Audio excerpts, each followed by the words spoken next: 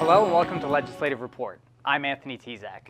Budget season is now underway as Governor Wolf delivered his address to a special joint session of the General Assembly. With big promises and plans comes an even bigger spending bill, a $33+ billion plan. Can Pennsylvania afford to spend more? Joining me today to talk about that is State Representative Ryan Mackenzie. Representative, welcome. Anthony, thanks for having me back. A great topic today that we're going to provide a lot of clarity for our viewers out there on what's in this budget. It's definitely an interesting budget, and this was Governor Wolf's first budget address to the General Assembly. Briefly, can you just give us an overview on your thoughts of what you heard? Yeah, absolutely. So, first, it's always important to put things in perspective that the governor's budget proposal is really just the start of a process. So this is what he sees as priorities for Pennsylvania. And then as we move through the process, the House and Senate are going to have their own proposals that they're going to put on the table. At the end of the day, we'll reconcile all of those, and we have a constitutional obligation to pass a budget by June 30th. And we in the House are planning on doing that just as we have every year since I've been in office. That's been something that we've held to. Now, when you get to the Governor Wolf and his specific budget proposal that he laid out for us here, it was shocking, I gotta say. Like you mentioned, $33.8 billion is the spending proposal. It's a lot of money. That's a lot of money. It's a 16% increase over last year. And I think this is one of these points where I want to provide a little clarity for everybody, is you're probably seeing numbers around $29 billion versus $33 million. And so what happened here is Governor Wolf is playing a bit of a trick, in my opinion. He's moving a couple items, significant items, one of them being about pensions, and another one that is also for $2 billion. The total of these, about almost $4 billion, moving those off the books, out of the general fund, and claiming that they aren't part of the budget. But in any business, your retirement costs, your contributions to a retirement plan, those are obviously part of your budget, and they need to be. And so when you look at the overall spending, it's $33.8 billion. Again, 16% increase over last year. Totally fiscally irresponsible and not sustainable going forward. So really, as far as the spending and the tax increases, again, to get to that number, that's a $4.7 billion tax increase. Just not sustainable and not something that I want to do for working Pennsylvanians who deserve to keep as much money of their money as possible. Well, let's get into a little bit of the nitty-gritty of the address. I'm sure the thing that many Pennsylvania citizens are taking away is Governor Wolf promised either a massive reduction or in some cases an outright elimination of the property tax. However, we know that in order to eliminate that tax, that money has to come from somewhere. He suggested an increase in personal income tax and sales tax. In today's economy, can the residents of Pennsylvania afford being taxed more? Well, the answer is no. When you look at the Tax Foundation, a nonpartisan organization that looks at states across the country and their tax burdens, Pennsylvania has the 10th highest tax burden in the country. I think we are taxed enough here in Pennsylvania. And this governor's, his budget proposal, there are a lot of moving parts. There are a lot of shifts in taxes. As you mentioned, there are some good things. I like property tax relief, something that I've been a big advocate for. But to do that and provide that relief, he's increasing the income tax by 20%. He's increasing the sales tax by 10%. These are massive tax increases that all Pennsylvanians are going to pay, all working Pennsylvanians are going to pay, and it's going to be a real burden and struggle for a lot of working class Pennsylvanians. And the bottom line, the thing to take away, is that it's $4.7 billion in more taxes that Pennsylvanians are going to be paying. So that's money that is getting pulled out of our economy, going to the government. I think that Pennsylvanians know better than the government how to spend their money. And so I don't think it's something that my constituents want, and I don't think a lot of Pennsylvanians are going to be very excited about that level of tax increase. Since I started here, I don't remember a budget negotiation without education being at the forefront of the talks. Governor Wolf has proposed a severance tax on the Marcellus Shale, and I just want to read a line he mentioned yesterday. If we want to be a state where the next generation can envision a bright future, Pennsylvania has to offer a level playing field where entrepreneurs can be confident their risks will be fairly rewarded.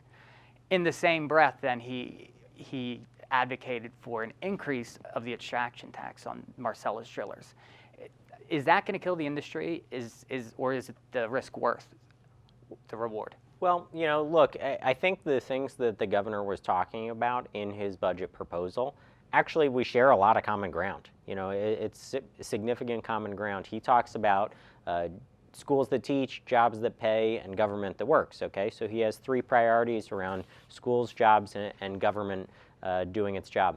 I have four priorities. So the four that I've always laid out are protecting taxpayers, strengthening education, creating jobs, and reforming government. So if you look at that, those three items that the governor has overlap directly with three of my priorities as well. The one that he leaves out is protecting the taxpayer, which is pretty significant. So I think we do share a lot of common ground. We do want to both improve education.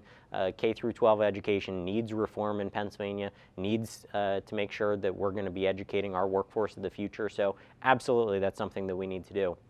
When it comes to the Marcellus industry, certainly that's a balancing act. It's a very fine line that we have to walk between helping an industry grow and at the same time being environmentally responsible and also helping make sure that we can balance our budget here in Pennsylvania. So that's a fine line. It's something that I think his proposal goes too far. Looking at his proposal, he has a 5% severance tax, but then he also couples that with a 4.7 cents per 1,000 cubic feet of natural gas that's extracted, so a percentage and a flat fee. If you look at that in today's market, those two combined end up being about 7.4%, I believe is the number that I saw. So that would kill an industry because other states around the country are probably in the 4 to 6% range, and our neighbors in Ohio, they're looking at a severance tax in the high 2% range. So yes, if somebody's looking to extract natural gas in an area that's 2%, or us at 7% as the governor proposed, that 5%, that's a pretty significant difference, and they're probably going to go across the state line and extract natural gas out in Ohio as opposed to Pennsylvania, and so that would cost us jobs here in Pennsylvania. So, it's a complex issue. There are a lot of moving parts with Marcellus, just as a standalone item outside the context of the whole budget. I look forward to debating that and having a broader discussion, but the governor's proposal is something that would be very detrimental to the industry. There's no doubt about that. Staying on the topic of education, for years now, Democrats have been saying that under Republican leadership, education funding has been cut drastically, although we know that not to be the case. We're spending more than ever. Is throwing more money at these failing schools the answer? The fact of the matter is that we do need more money going towards our classrooms. The problem is that the biggest cost driver in our school district budgets is pensions. And that's what's really we're putting, as you said, we're putting more money towards education than ever before. The problem is that we have pensions, which are increasing in cost every single year beyond the rate that we can continue to contribute money towards education. So that leaves less money for the classroom. And so really what we need to be talking about is pension reform. And I heard nothing from the governor on pension reform in yesterday's budget address. And so that's very unfortunate because, again, if you want to help schools and directly have more money going towards the classroom, you need to reform your pension system. And in regards to pension, you're right. And with him leaving out of the budget address, that may have spoken louder to people than what he had in the address. He advocated for taking the pensions and putting it into a restricted fund, thus kind of taking it off the table when developing the budget. Is that a good idea, or are we just kicking the can further down the road? No, it's a shell game. I mean, honestly, he's just moving money around to different accounts, and I don't see that as something that's productive or beneficial for the Commonwealth. You're not solving the problem. You're trying to sweep it under the rug here, so to speak. And so it's unfortunate that we didn't hear more on pension reform. It's a priority of mine and also our House caucus, the Republican caucus in the House, to focus on pension reform. We have a number of significant bills that we're going to be pushing on that front. We're going to be rolling them out as we move through the spring and the budget process here. And so hopefully we'll be able to generate some interest from the public that says this is a priority for us as well. We saw that last year when Governor Corbett was going around talking about the interest. It's definitely a bigger issue for a lot of my constituents now because they understand the issue. And so it's something that, again, I think we're going to be pushing certainly from our end, and hopefully we'll get somewhat of a warm response from the governor. Once he realizes the magnitude of this problem, you can't get around it. We've heard some talk about a possible pension bond coming up in negotiations. Can you tell us a little bit about that? Yeah, so again, there were not a lot of details from the governor on pensions, didn't really lay out a robust reform package there. One of the things that he did talk about was pension bonds. And, I think there are a couple types of debt that could be used in a pension situation. The one that he proposed is incredibly risky, and you're basically gambling with taxpayer dollars, so it's a terrible idea. You are hoping that you're going to borrow $3 billion, was his proposal, to help pay off some of the unfunded liability. And basically what you're hoping is that the rate that you borrowed at, you're going to exceed by having a higher rate of return on your investments. As we've seen in recent years, we obviously had the dot-com bubble burst, we had a recession in the early part of the 2000s, and then the 2008 financial crisis. So there were many years where we did not have the returns that are expected in the fund. And if that's the case, you end up in worse shape than when you started. If you have a debt and you can't meet that rate of return, now you have the debt and you have lower returns, so you're worse off than when you started. Illinois is a prime example. They went down that road. They ended up in a worse position than they started. So it's incredibly risky. It's an arbitrage play that didn't work out for Illinois, and I don't think we should be doing that here in Pennsylvania either. It's been said that a governor's clout is never more strong than his first year in office. And it's a stark contrast to Governor Corbett in his first year in office. The budget actually saw a reduction in spending compared to previous years. Is the House Republican caucus comfortable negotiating from this $33 billion number? Well, absolutely. Look, I give credit to Governor Wolf for putting all of his liberal ideas on paper and saying that he wants to spend $4.7 billion more and do it by raising taxes on working Pennsylvanians. I applaud him for at least putting it on paper and saying that that's what he stands for. Now, we in the House Republican caucus have a totally different point of view. We are much more fiscally responsible. We don't believe that our working Pennsylvanians should be burdened with more taxes. But at the same time, we do have some of the same priorities which we laid out earlier in the program of strengthening education, reforming government, helping create private sector jobs. So, I think there is common ground that can be found on the priorities. I think we really need to reconcile our differences around taxing Pennsylvanians, and I'm confident that we'll ultimately get there, but it's going to be a long process.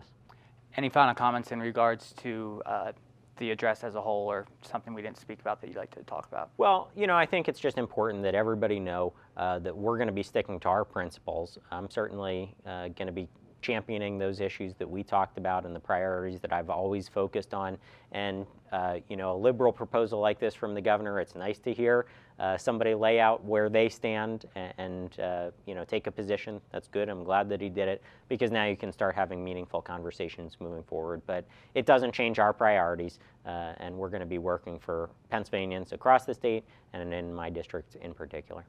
All right, Representative Mackenzie, again, thank you for joining us, and good luck. Budget hearings start shortly, and it should be an interesting next couple of months. Thanks for having me, Anthony. I appreciate it.